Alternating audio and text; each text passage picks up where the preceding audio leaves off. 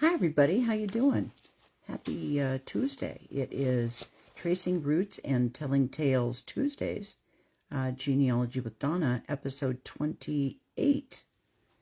So I owe you information about Bertha, and I'm coming up with kind of some brick walls here. I do have her father's obituary from 1921 in Bangor, Maine. He lived to be 82.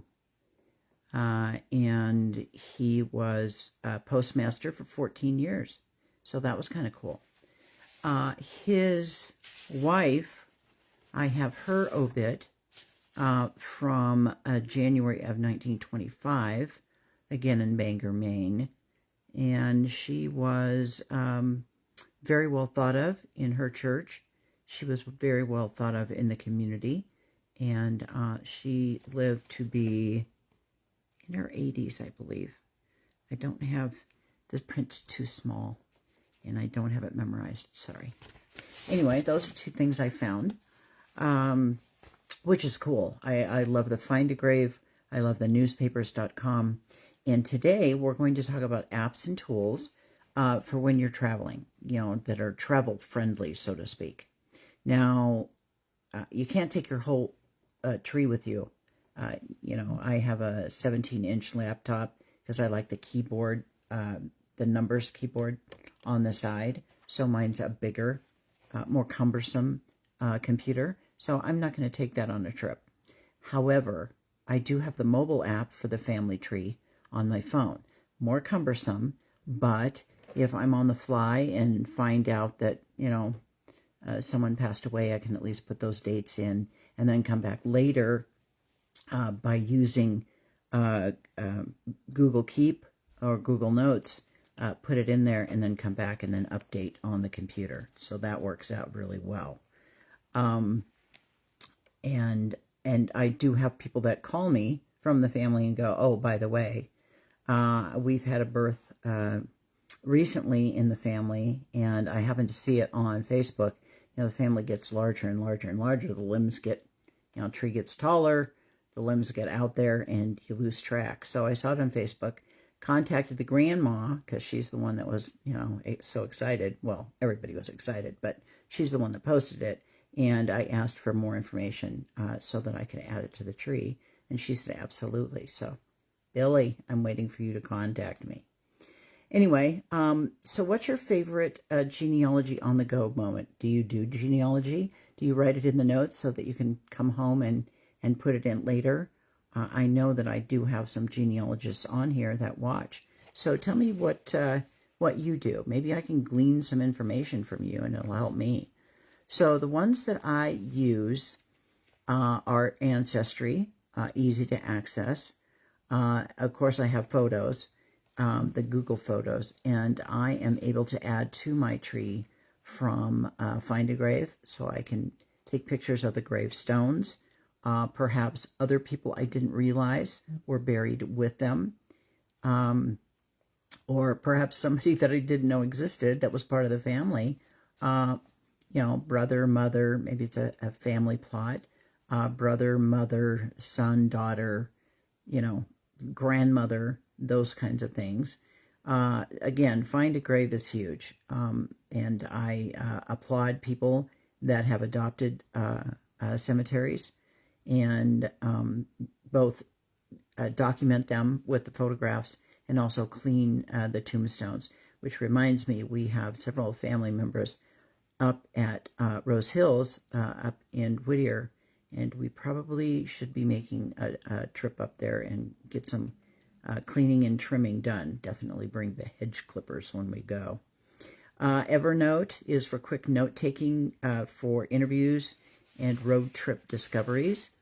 And I would love to know if there are apps that you use to keep track of it while you're on the road. Now, one of the things that you can't do, because you might be in a remote location, is rely on Wi-Fi. I do have a data plan that is unlimited talk and text, so I have no issue with that, with the data. There are things that you can download. If you're taking a specific genealogy trip, then there are things that you can download and get ready for so that when you're offline, you still have access to them. I try to remember to hi Tina, how are you? I try to remember to update my tree. Now, the nicest thing about my having the mobile app is that when I do the mobile app, it automatically does it to the genealogy software that I have on the computer. So it's one look all the time. So that I appreciate that. That's not always the case in some apps where the mobile is, you have to sync it up with the computer. Now, here are some other tools for capturing the stories. Otter AI, or voice memos for the audio. Your phone camera for impromptu video interviews. That's super easy. And then notes, wherever you're comfortable putting in your notes. And don't forget them. I mean, that birth dates, birthplaces, maybe an anecdote about something that happened when they were a child. Maybe just record the story with a video like you would a video and hang on to it, and then you can down or upload it to the appropriate app to be able to include it in your tree. Because it dawns on me, it didn't happen when I first started it, but you lose what the voice sounded like. You can't remember what they sounded like. You might remember the words that they used, but you may not remember their voices. That could be good or bad. But more than likely, you'd love to hear their voice. I would love to hear my great-grandmother's voice. I would like to ask my great-grandmother a bunch of questions because, you know, I have her in Maine. Then I have her in Los Angeles. I don't know how she got there. Probably the train. When did she come? Who did she come with, if anyone? Did she travel alone? You know, I'm thinking of her when I knew her in her 90s. You know, she was probably a very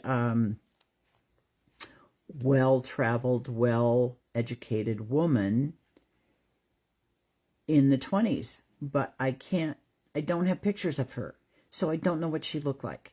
I only know the older version, which is really sad. I wish I didn't. I wish I knew the whole life, you know, the pictures of the babies to the toddlers to the school kids to the running in the yard kind of thing. But I don't have it.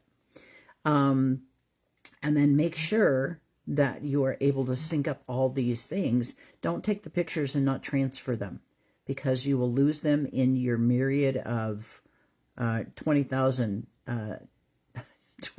pictures on your phone.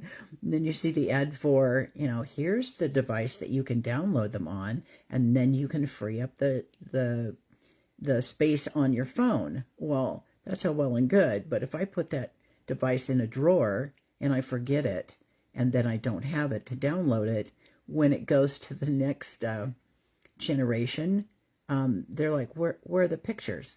You know, grandma or great-grandma said that the pictures existed. Where did they go? Why didn't she download them?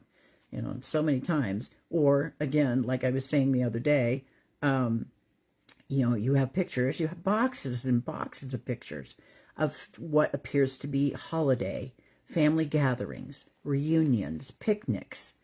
And it's like, you look on the backside, because that's what you did, and nothing's written. And you kind of can, maybe that's my dad, that's my mom, is that my grandmother?